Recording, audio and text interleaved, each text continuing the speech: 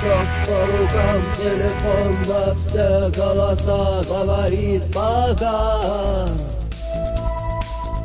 Пора. И пальто на гвозде, шарф в рукаве и перчатки в карманах шепчут: подожди до утра, до утра.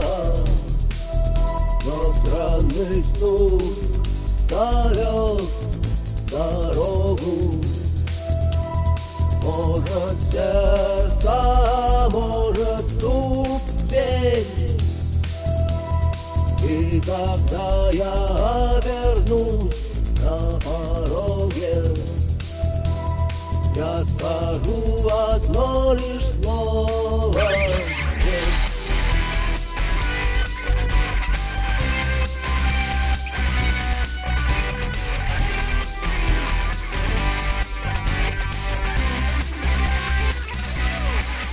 и опять на вокзал, и опять поезда, и опять проводник выдаст белье и чай.